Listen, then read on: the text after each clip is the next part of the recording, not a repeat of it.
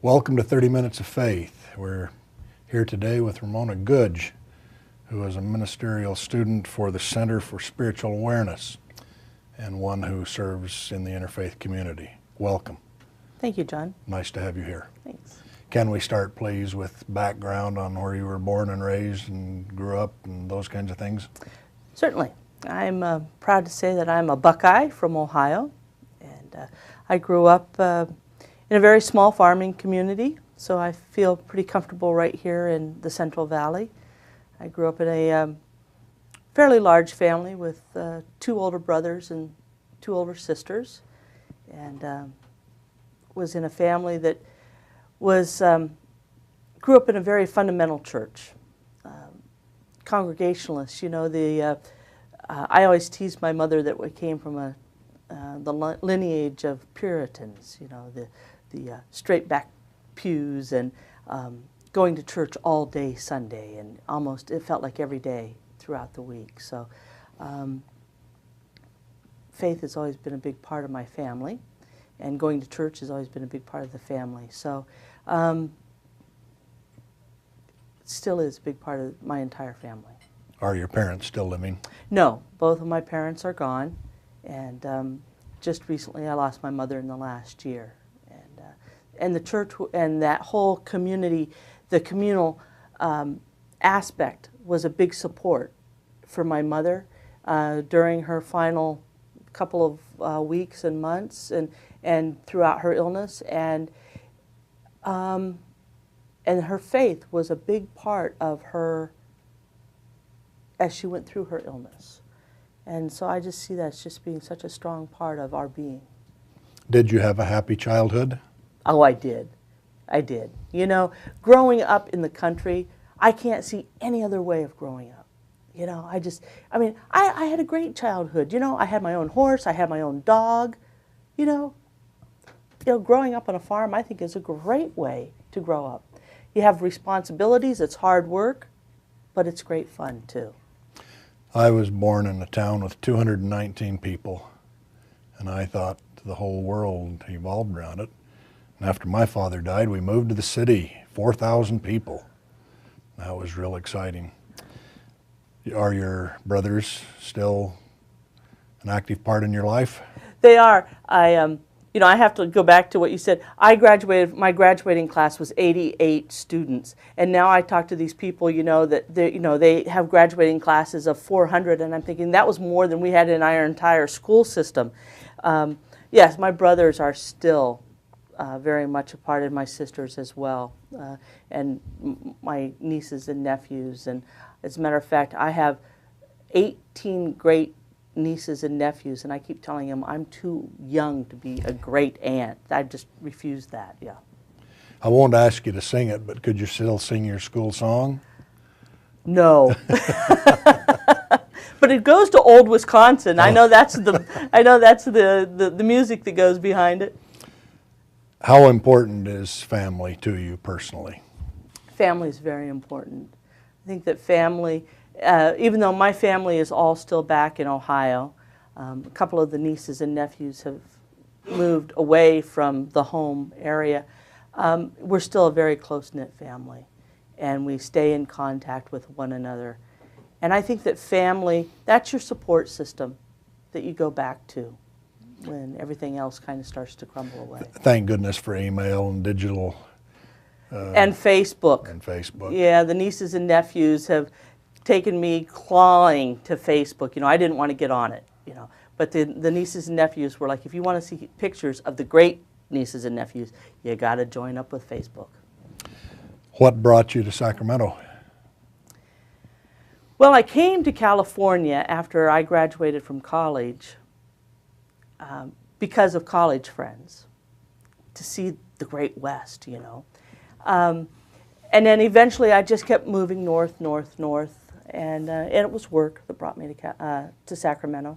I work for a company that does travel, and I take older clients out on trips, to tours, to Western National Parks. My specialty is Western National Parks and agriculture.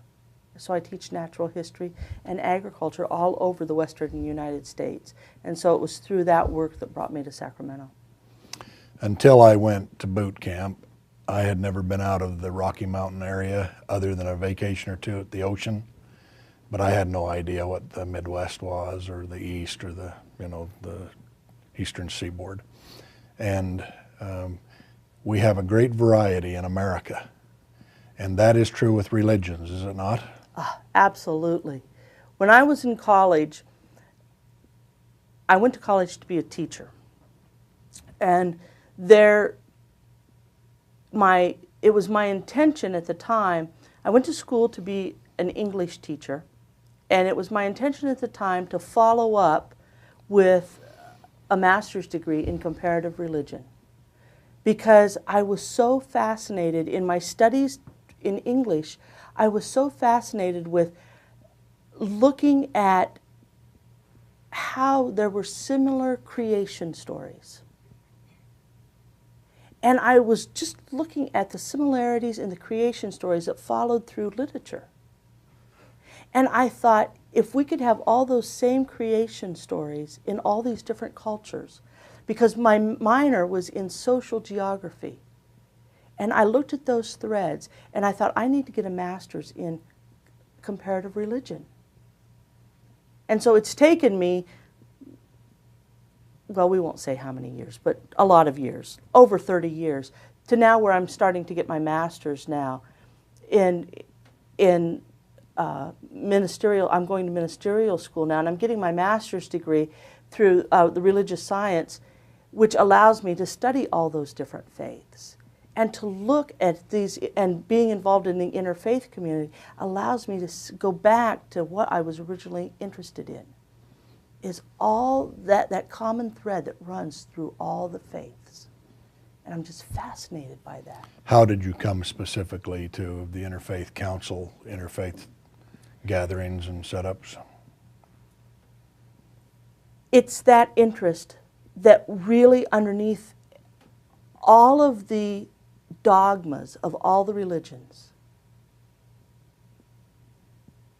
that we're all one. It's a common theme. We hear it over and over. It is. You know, we all are one. We all have the same heartbeat that flows through all of us. We all have the same love. We all have the same basis that we're operating from, which is love. Do you think religion is on the decline?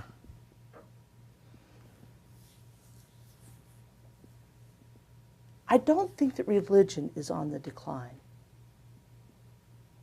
I think that the way that religion looks is that religion looks much different.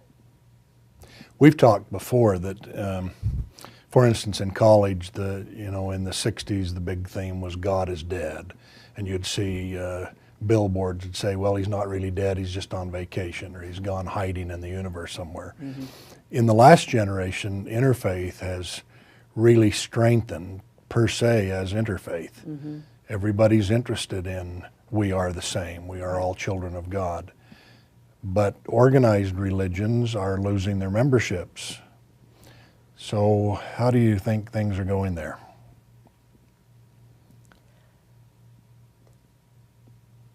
I think that people are still seeking to have that understanding. There's an inherent part of us that is seeking that connection with our own being, with our Creator, with Spirit, whatever name that you want to call it, Spirit, Creator, God. So that is very much alive within us. I think religion is looking much different. I think that we're finding religion as an organized being, as that organized church, it's looking much different. I think that we're finding people seeking to understand their connection with Spirit in coffee shops, in homes, in one-to-one gatherings. So I think that it's very much alive, that the seeking to understand is very much alive. But, and even churches are looking much different. You know, how church looked, you know, 50, 40 years ago when I went to church, it looks much different today than what it looked like. You know, Bible studies are happening at 10 o'clock in the morning. They're happening at 7 o'clock in the morning. They don't happen at Tuesday night at 8 o'clock. Now, they might still be happening in that time, but they're happening at different hours because we're all working at different hours. And the churches that are evolving and working and doing things differently are the ones that are growing. The ones that are staying to the old and staid ways are the ones that are having decreased membership. Then is spirituality increasing? I think so. It feels like it. It feels like it to me. I think it's very much alive and well in this country because there's always that seeking of wanting to know. How did you come to the Center for Spiritual Awareness? It was my own seeking and wanting to know. And it felt right because the Center for Spiritual Awareness believes that love is the guiding power, that God is love. And that is the message at the Center for Spiritual Awareness. Can you teach us a little bit about what that center is doing in Sacramento and background and history? Yes, the Center for Spiritual Awareness is based over in West Sacramento, and it is affiliated with a greater association. It's called the United Centers for Spiritual Living, which is an international organization.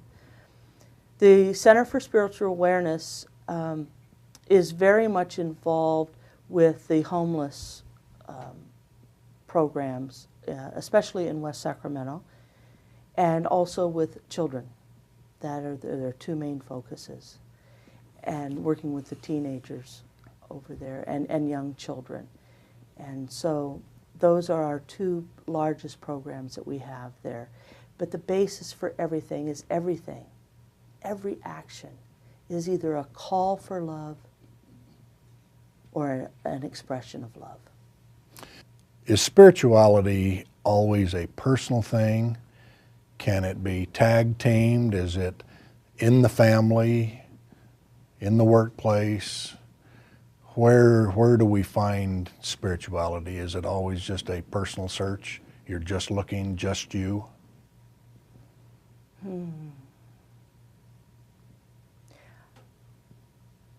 I believe that spirituality is a personal thing. It's my relationship with spirit. But I believe that spirituality can be infused in everything that we do. I think that spirituality... That's a nice way to say that. It can be infused in everything that we can do. Spirituality is something that can be brought into the workplace. It can be in the classroom. Because spirituality can be brought in to, for example, as I work with people, you know, I bring in readings from John Muir, or I bring in readings bring in poetry that touches that place within us, that makes us appreciate beauty, makes us appreciate joy, makes us go just a little bit deeper into our heart and drop that 18 inches from our head into our heart. And when we do that, then we drop into our place where we are in alignment with Spirit. Do you talk religion and or spirituality in your travel business? I do not talk about religion.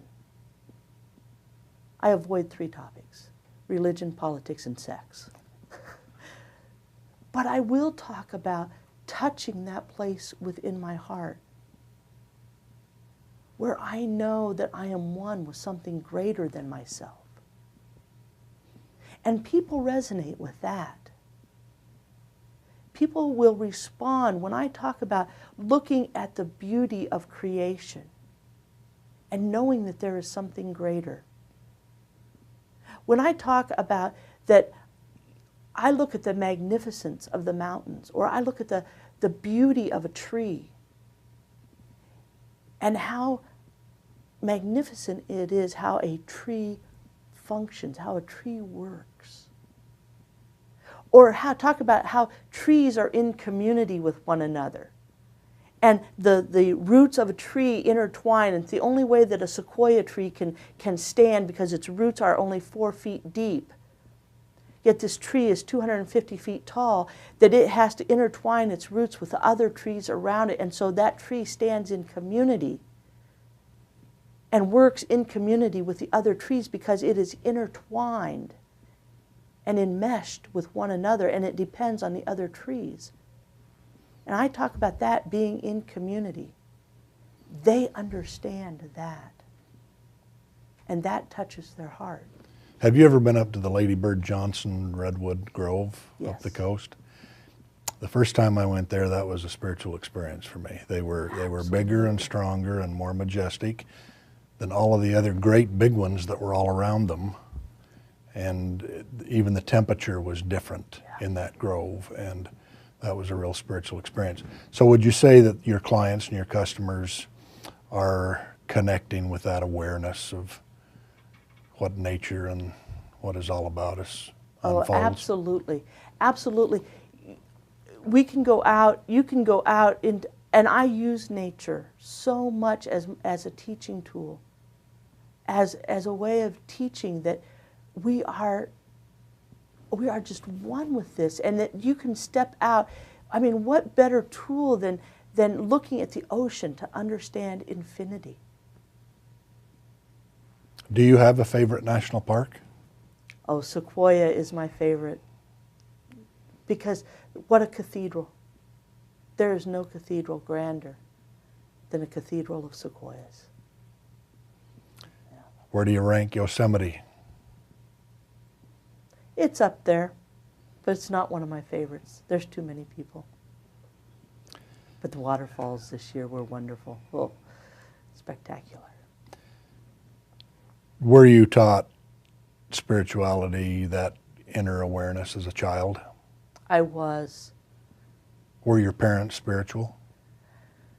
My parents were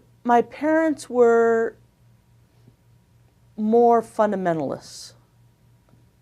But I had a neighbor lady. Her name was Lucille. And she was spiritual. She was a poet. And she was a spiritual lady. She was the one who would wander around outside in her bare feet and pick up rocks and leaves. And she was the one who really taught me to just be out and appreciate all of God's creation. Now that seeking can come in a lot of different ways. Some people will read the Bible or some other holy writ. Mm-hmm. Some people love the music. The music is a universal language that will touch the soul. Some pray, some meditate. Mm-hmm.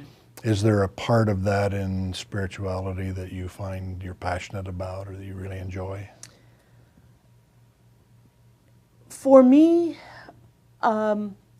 meditation is very much a part of my personal practice, as well as being a walking meditation outside is very much a part of my personal practice. You know, obviously I'm very passionate about nature. So that for me is a very nurturing to my soul. I got lost on the Lost Coast once. You know where that's at? I do. And it was getting dark, and you know there were others with us, but we were turned around other than we knew the ocean was there, and the ocean wasn't there. And we decided we'd spend the night, we'd hunker down, find a place, and that by morning things would be better.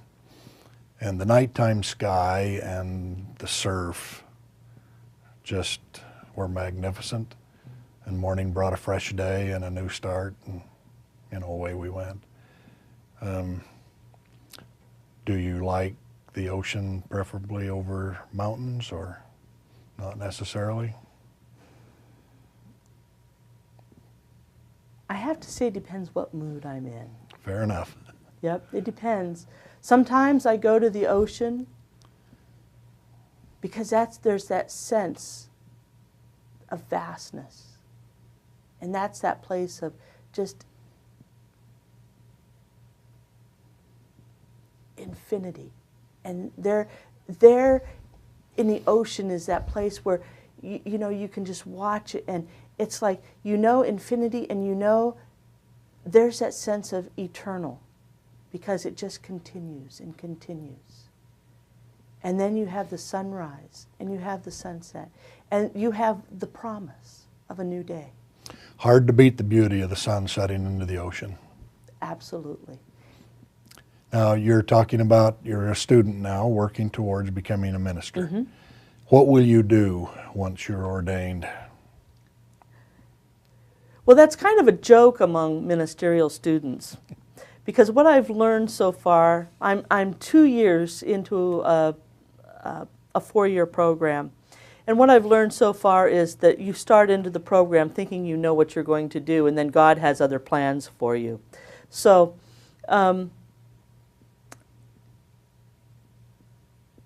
it is my intention at the moment to work with elders. That's what I'm interested in doing. My passion is to continue working with elders and through hospice. And what I kind of call elders, and I'm thinking about elders that are in assisted living and in convalescent homes, in that realm. They're kind of our forgotten population. And then moving on into the hospice care. So folks that are in long-term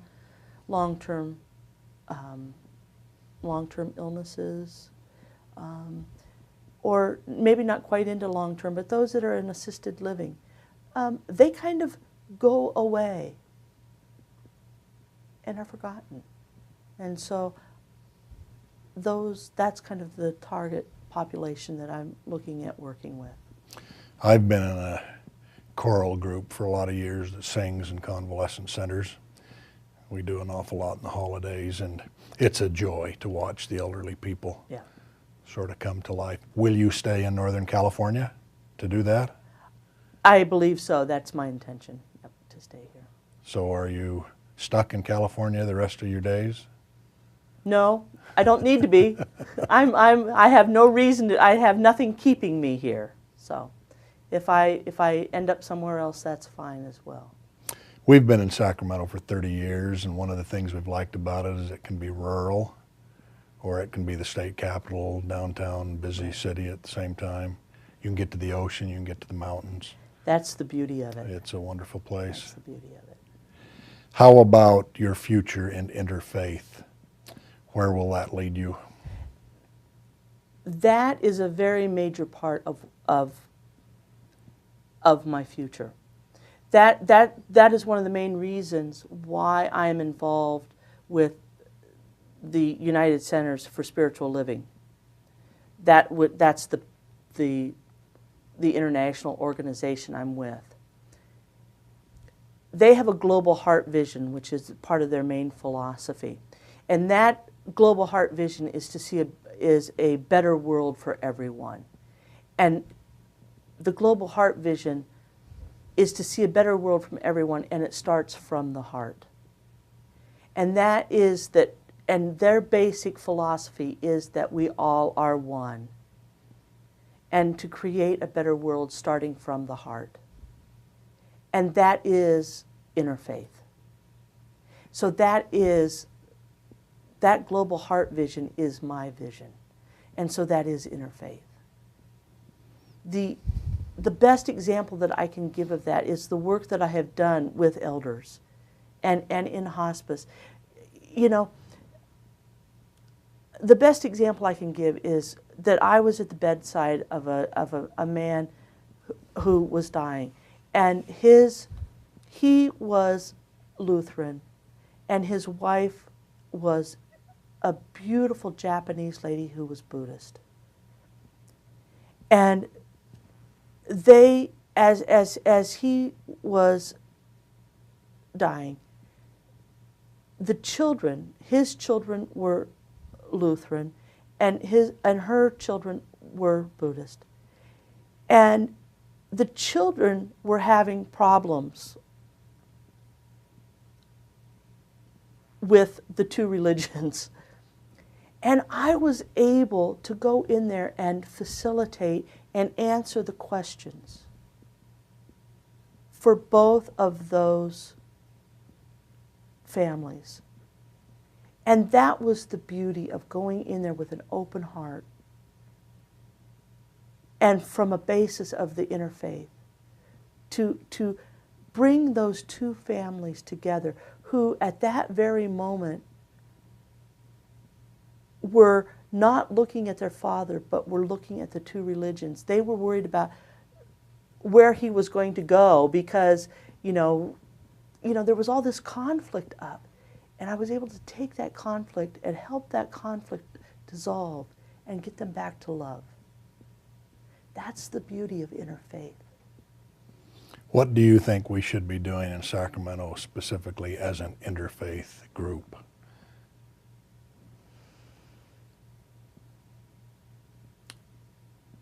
Focusing on this idea of going from love and going from the heart and going from oneness.